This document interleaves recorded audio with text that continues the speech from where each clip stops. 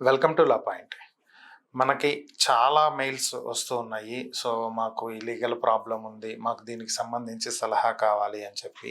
So, ఇక్కడ problem ఏమైంది అంటే, మన లా పాయింట్‌కి వర్క్ చేసేటువంటి లాయర్‌లందరూ గూడా చాలా బిజీగా ఉన్నటువంటి కారణంగా, ఎప్పటికప్పుడు మేము మీకు ఈ సమాచారాన్ని అందించలేకపోతున్నాము. ఈ కారణంతోటే లాయర్‌లతోటి మీ సమస్యలను చర్చించి, వాటికి సంబంధించినటువంటి సమాధానాలు వాళ్ళేం చెప్పారు అనేది మీ ముందు ఉంచబోతున్నాము. నేనైతే లాయర్‌ని కాదండి. మీకు ఏ విధమైనటువంటి లీగల్ ఎయిడ్ న్యాయ సలహా అనేది మేము ఇవ్వట్లేదు.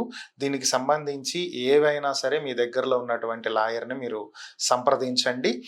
సో, ముఖ్యంగా లాయర్‌లతో చర్చించిన తరువాతే వారు చెప్పినటువంటి అంశాలను మేము మీకు తెలియజేయబోతున్నాము. ముందుగా మనకొచ్చినటువంటి మెయిల్స్‌లో ఒకటి చూద్దాము. సో, ఈయనేం చెప్తున్నారంటే, ఆయన తండ్రి గారికి ఉన్నటువంటి సమస్య ఇది. ఆయన తండ్రి గారి తండ్రికి 2 మ్యారేజెస్ అంట. అంటే సో, వీళ్ళ తాతగారికి 2 పెళ్ళిళ్ళయినియి. అయితే మొదటి భార్య సంతానం ఈయన తండ్రి గారు. అలాగే రెండవ భార్యకి ఒక కుమారుడు, ఒక కుమార్తె ఉన్నారని చెప్పి రాశారు. అంటే ఈయన తాతగారికి 2 పెళ్ళిళ్ళనమాట. సో, ఇక్కడ మ్యాటర్ ఏంటి అంటే ఈయన రాస్తున్నది, వీళ్ళ తండ్రి గారు చిన్నప్పుడే భూమిని పంచడం జరిగిందంట. 28 సెంట్ల భూమి వీళ్ళ తండ్రి గారి పేరు మీద 2021 వరకు ఉందంట. ఆ తరువాత ఇప్పుడు ఆ భూమి వీళ్ళ బాబాయ్ పేరు మీదో, పెదనాన్న పేరు మీదో, వీళ్ళ తండ్రి గారి బ్రదర్ పేరు మీద ఆన్‌లైన్‌లో రికార్డులకి ఎక్కటం జరిగింది అనేది చూపిస్తున్నారు. బట్ దీనికి సంబంధించినటువంటి పేపర్లు, దస్తావేజులు అన్నీ కూడా ఉన్నాయని చెప్తున్నారు. సో, దీనికి ఇప్పుడు ఏం చేయాలి అనేది ఈయన అడుగుతున్నటువంటి సలహా. దీనికి మీరు చేయాల్సింది ఏంటి అంటే, ఆల్రెడీ మీ తండ్రి గారి పేరు మీద మీ ఫాదర్ నేమ్ తోటి పట్టాలు గనక ఉన్నట్లయితే, పాస్ పుస్తకాలు ఉన్నట్లయితే, దస్తావేజులు గనక ఉన్నట్లయితే, మీరు ముందుగా మీ దగ్గర పెట్టుకోవాల్సినటువంటి డాక్యుమెంట్లు ఏంటంటే, 1B ఒకటి చెక్ చేసుకోండి. రెండోది, మీరు శిస్తు కడతారు కదా, భూమి శిస్తు. సో, దీనికి సంబంధించినటువంటి రసీదులు మొత్తం ఎప్పటి నుంచి ఎప్పటి వరకు, అంటే ఓల్డ్‌వి మీకు దొరక్కపోయినా అట్‌లీస్ట్ రీసెంట్ ఒక 6 మంత్స్, 1 ఇయర్ వరకు ఉన్నటువంటి శిస్తు పత్రాలు మీ దగ్గర పెట్టుకోండి. నెక్స్ట్, మీరు ఆన్‌లైన్‌లో ఈ భూమి ఎప్పుడు ఎవరి పేరుతోటి మారింది, దానికి ముందు వరకు ఎవరి పేరు మీద ఉంది అనేది ఒకసారి చెక్ చేసుకోండి.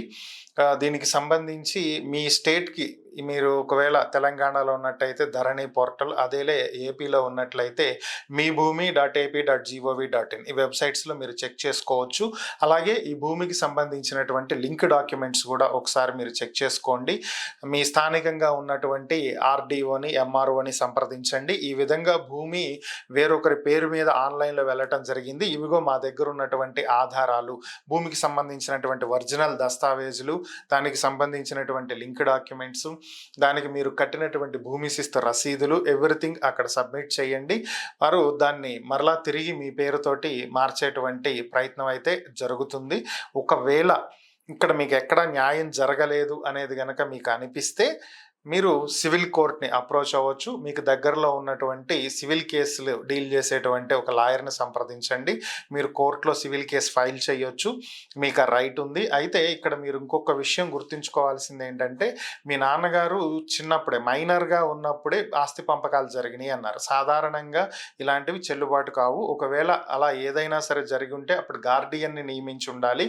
ఆ రోజు వీలునామాలో ఏం రాసుకున్నారు, గార్డియన్‌గా ఎవరిని నియమించారు, ఎన్ని సంవత్సరాలు వచ్చిన తర్వాత ఆయనకి ఆస్తి సంక్రమించాలని చెప్పి రాశారు, ఇలాంటి అన్ని డీటెయిల్స్ కూడా ఉంటే ఇంకా ఇన్‌డెప్త్‌గా మీకు సలహా ఇవ్వటానికి అవకాశం ఉండేది. బట్ మీరు అటువంటి వివరాలు ఏమీ కూడా దీంట్లో పొందుపరచలేదు. కాబట్టి మీరిచ్చిన సమాచారం మేరకు, మాకు అందుబాటులో ఉన్నటువంటి సమాచారం మేరకు మీకు ఇస్తున్నటువంటిది ఏంటి అంటే, సో, మీరు ఎంఆర్ఓని, ఆర్‌డీఓని కలవండి.